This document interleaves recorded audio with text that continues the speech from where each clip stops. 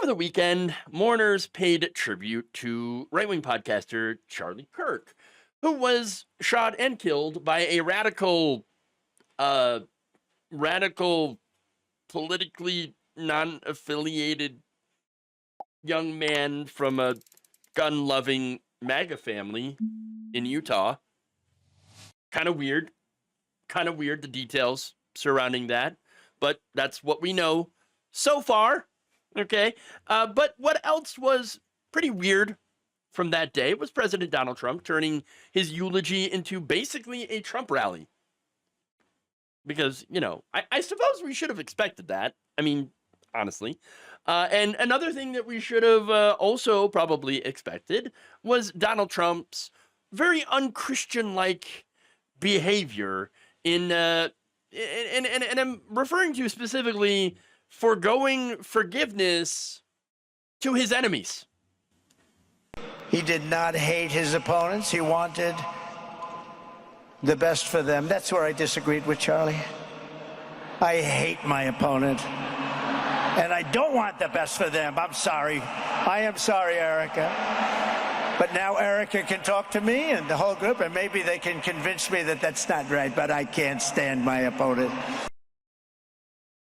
Well then, that would appear to be your honesty. Look, Donald Trump lies about a lot of things. A lot of things. Ridiculous things. Crowd sizes. But, I tell you what, he ain't lying there. He really, really does hate his political opponents. Okay? And here's the thing about that. Christianity, and again, Trump claims to be the biggest Christian, the best Christian of all time, the greatest Christian of all time, the most Christian-like Christian that is ever Christian. Okay, that book, that religion, it does technically teach you to love your enemy. Love thy enemy. Yeah. So there you go. But anyway, Trump used this time eulogizing, or supposed to be eulogizing, Charlie Kirk, to then push political goals. For example, he made an announcement that he planned, or he talked about an announcement that he planned to make on Monday about the causes of autism. Oh boy! Now, I had read about this. I don't know. I haven't seen that announcement yet, what they were going to talk about, but there was a preview to try to link taking Tylenol to the development of autism, and they're pushing something else. One of those, I forget the name of it. It's some sort of quack cure, obviously, that just happens to be produced by a company owned by Dr. Oz. Shocker. Shocker. Now, in another instance, by the way, he also talked about how Charlie Kirk, getting back to him, was from the suburbs of Chicago. And described his backing for plans to allegedly address crime in that city. In fact, he said one of the last things he said to me, sir, is please, sir, save Chicago. We're going to do that. We're going to save Chicago from horrible crime. Look, I think it's pretty telling that someone from the suburbs of Chicago is telling another person, a very, very rich person, that, who claims to be an expert on inner city crime. I mean, I know crime. I know the greatest crime, the best crime. I know crime. Let me tell you what. Crime. I know it. I live it. I mean, I know, I live it and know how to fight it. Yeah, that's it. Right. That's the ticket. Look, all these people, by the way, claim to be experts on crime and had either lived in the rich areas in town where there isn't a lot of crime. Well, okay, let me amend that a little bit. There is a lot of crime in the rich areas, except a lot of that crime tends to be legal because wage theft, perpetuated by many, many, many CEOs, business owners, etc.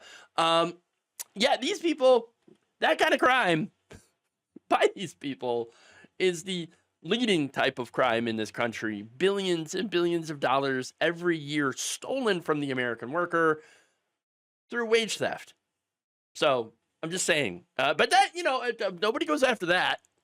No, we're not going after that at all as a country. No, because it is the CEOs and the people that are perpetuating this crime that are in charge. And Trump, of course, had some other crime in his history, very, very recent history, but people tend to gloss over and forget about that whole thing, you know. But anyway, yeah, they're experts. They're experts on crime. They're gonna save this country. They're gonna save Chicago from all that crime.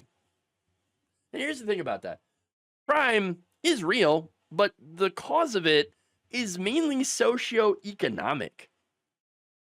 That's it. I mean, you solve those issues, you could bring down the crime rate. You don't have to do it with an army of police officers. You can do it with good policy that actually helps people in their material conditions. Okay. But that they don't want to bring down the crime rate. They just want to send the military into places, into the cities specifically to crack down on people who live there. Black people, mainly. Let's be honest. Now, Trump also went on to attack the left while touting his political investigations into liberal organizations. He said the Department of Justice is investigating the networks of radical left maniacs who fund, organize, fuel, and perpetrate political violence. And we think we know who many of them are. No, you don't. They just have a list of people that he doesn't like. Okay. But he said law enforcement can only be the beginning of our response to Charlie's murder. So here's the thing about that. There's absolutely no evidence of any links between Charlie Kirk's murder and left-wing groups or even left-wing ideology. He didn't have a coherent ideology. Like, surprise, many mass shooters don't really have a coherent political ideology. The stuff he carved into his bullets, the sayings, they were mostly gaming memes from like Helldivers 2 and like a furry subforum or something like that. There weren't any donations, by the way, to Donald Trump either. Okay, he wasn't a member of the Democratic Socialists of America. And look, I was even wrong when I thought that he could be a member of the far right incel groypers. Okay, and so as far as we can tell, as far as we know, the 22-year-old alleged to have shot and killed Charlie Kirk was an unaffiliated, inactive voter and not really a member of either side.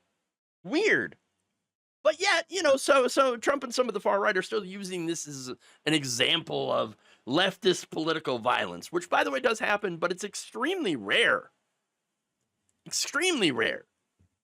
In reality, researchers have found that right-wing extremist violence has actually been more frequent and more lethal than left-wing violence. Yeah. It's according to University of Dayton sociologist Art Gibson, but backed up by pretty much every single study that has looked into politically motivated violence. They've found all the same things. Okay. In the United States, right-wing violence is just more prevalent. It's more prevalent than political violence, from the left. Way, way, way more prevalent. Okay. Responsible for far more political violence than the left is. The right is. Okay. The right is far more responsible. And of course, it's anti-government, anti-LGBTQ, and anti-abortion views that feed into that violence. Those are the top reasons the right wing uses political violence. And I'm not saying the entire right wing is violent. Not like what the right wing is saying about the left in claiming, oh, they're all violent. No. But there are more instances of far more instances of right-wing violence using those criteria, right? Those kinds of beliefs, the anti-government, anti-abortion beliefs, lead to more violence. That's it.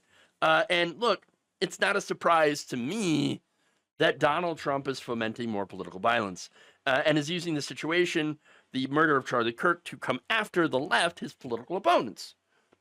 I think he's trying to turn Charlie Kirk into a Horst Wessel, right? Horst Wessel, by the way, was a German Nazi who happened to have been murdered by communists. Now, here's the thing. Apparently, Horst Wessel didn't pay his rent in his apartment. And so the landlady hired two people that happened to be communists to come and force him out, to evict him. And that ended up with the death of Horst Wessel. Okay. Now, what happened? Nazis ended up calling him a martyr for their cause somehow and use him as a rallying point, again, because he had created, I believe, the Nazi anthem.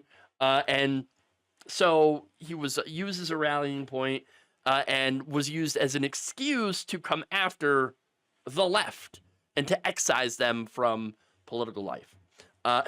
Look, it was remarked, by the way, by members of the Nazi party that Horst Wessel was actually way more useful to their goals of taking over and creating an ethno-state in Germany. He was more valuable to that movement dead than he ever was when he was alive. And that's why I believe that some on the right, the far right, are using Charlie Kirk, calling him a martyr. Okay, they've wasted absolutely no time in using Charlie Kirk's assassination, which was a bad thing, by the way. Nobody here, I mean, there have been consistent denunciations by people in the Democratic Party, for example, over this, and of political violence in general. All right, doesn't matter to them because they're still using that assassination as a way to go after the people that Donald Trump, that are his political opponents. That's the reality. Thank you for watching. If you enjoyed this video, please like, share, subscribe, hit the bell icon in order to get notified whenever a new video is released. And if you want to support independent, progressive media through this difficult time where it seems like everybody is shutting down, you can become a member on our YouTube page, you can become a subscriber on Facebook, or you can go to my Patreon. It's patreon.com/Jeff Waldorf. Thank you.